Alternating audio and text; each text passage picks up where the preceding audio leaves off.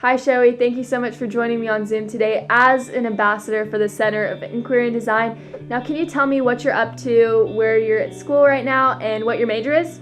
Hey guys, my name is Shaoey Chapman. I am a senior at the University of Alabama. I'm graduating a year early, which is a little bit crazy for me, but I'm a double major in psychology and anthropology with a minor in social innovation and leadership.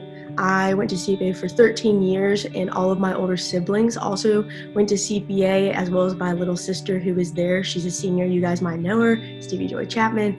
And I have loved my experience at Alabama as well as my experience at CPA.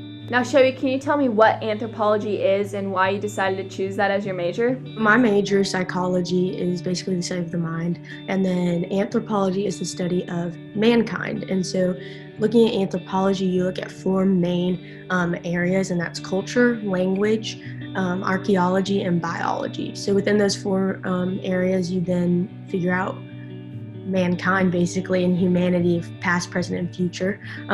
There's a famous anthropologist who says that anthropology is the most science of the humanities and the most humanity of the sciences. So we're sort of right on the middle between like a hard science and a humanity. So we do a lot of different scientific things, but you can also take it a different route and look at culture and language and societal norms as well. So, Shaoey, how do you think you have prepared for this field of study, and what in your mind would be the most important skill to learn? So outside of my major, I also am a part of a program called the University Fellows Experience, and that program allows me to learn about servant leadership. So it's a pretty rigorous program through the Honors College here, and so you take classes, they add a minor for you, so that's where my minor comes from. Fellows has been one of the greatest experiences. You come in with a cohort of 30, you go through an interview process, you go through application process, all that kind of stuff. So it's you do the essays, you get a phone interview, and if you make it past the phone interview, you come to Alabama for a weekend and spend a whole weekend with current fellows as well as like the faculty, and you go through a pretty rigorous interview day. So after that, you get admitted in with your cohort, and you learn about poverty and systemic change and how we as people from very different walks of life, very different majors and interests, how we all can use knowledge of servant leadership to better the world in whatever we do in the future. After I graduate in May, the plan as of right now is to go get a master's of social work here at the University of Alabama. Right. I don't know specifically what that's going to look like after I graduate grad school, but right now what I'm super interested in is public policy, and so around like adoption and foster care systems. And so social work is really cool because you have the macro side and the micro side. So the macro side is public policy, and the micro side is like clinical. So either going and working as a social worker or getting your certificate to be a counselor. And so both options would be something I would be very passionate about, something I'm very interested in. So, Shaoey, how would you say CPA equipped you to succeed in college? I think CPA prepared me a lot in regards to like my writing skills.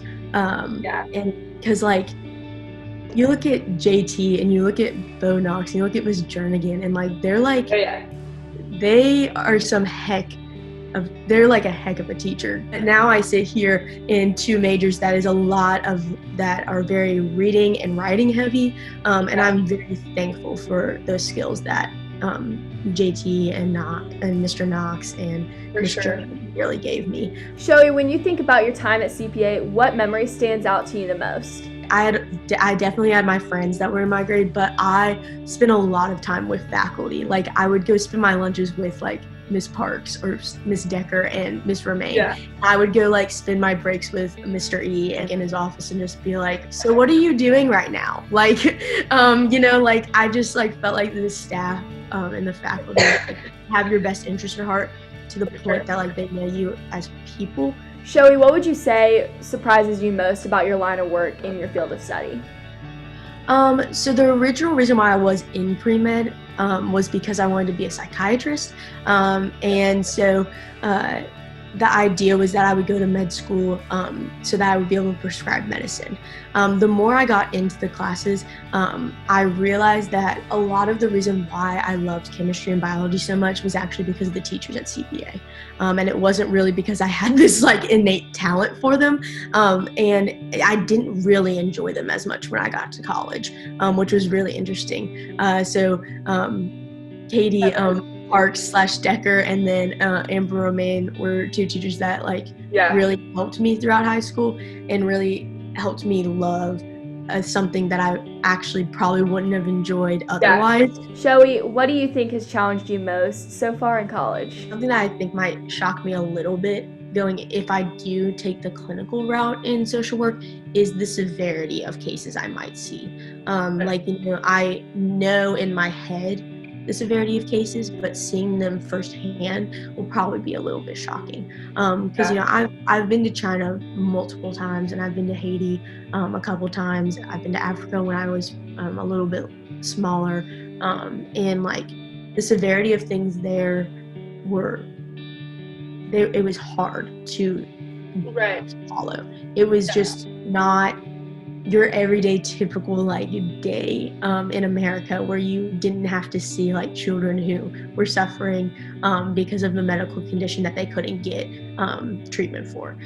So things like that are very sobering, and I feel like even though I've experienced a lot of sobering moments in my life, I don't know how prepared I'm going to be for those sobering moments if I end up doing clinical social work in everyday life. Now, Shaoey, on the flip side, what has been your most joyous experience during college? I'm adopted from China, and so something that I realized probably about a year ago, or really even started discovering a year ago, is that even though I'm adopted from China, I didn't really grow up in a Chinese culture, because my parents are obviously not Asian. So what I've sort of started doing is embracing all Asian cultures, because I think as an adoptee I have a unique opportunity to blend a lot of the great aspects of different Asian cultures, learning those kinds of things, and being able to teach the world. I mean, that ideally teach the world. I'm acting like I can suddenly go tell the whole world this, but at least my little world. Shaoey, how has your faith intersected with science and just your college experience in general? So that's been a really interesting walk for me. I feel like CPA created a foundation for me. However, how do you teach somebody to have a relationship with God, right?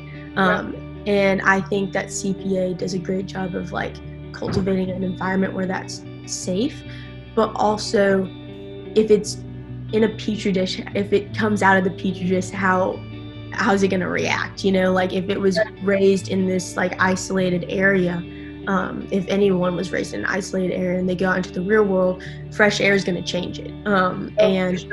A new experience is going to change it. A new environment is going to change it. And so for me, going to Alabama was sort of a test for me. I feel like when I was at CPA, I personally didn't have a great relationship with the Lord, and I was I just don't feel like I'm supposed to be questioning. Good Christians don't question, good Christians have it all together, good Christians this, good Christians that, when in reality good Christians ask questions and wrestle with God, and good Christians aren't just complacent with what we're told.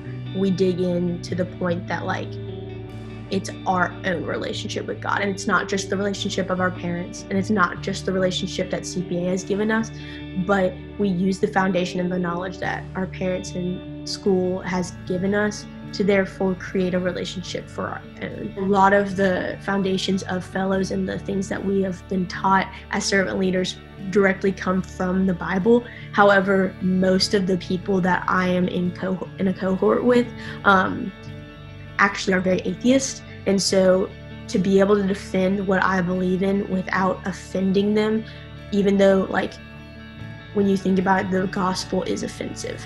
However, if someone's not going to hear the gospel, I don't want to offend them before I even have their attention. So finding that balance has been a great struggle, I guess, once you're here, because you want to give them what you have, what God has given you. You want to share that with them, and you want the Holy Spirit to work through you, but you also don't want to turn them off to the point that they can't accept what you're saying. Well, Shaoey, that's all the questions we have for today, and thank you so much for joining me on Zoom, and I hope to see you really soon, and have such a great day. Absolutely. I'll see you later. Bye. Bye.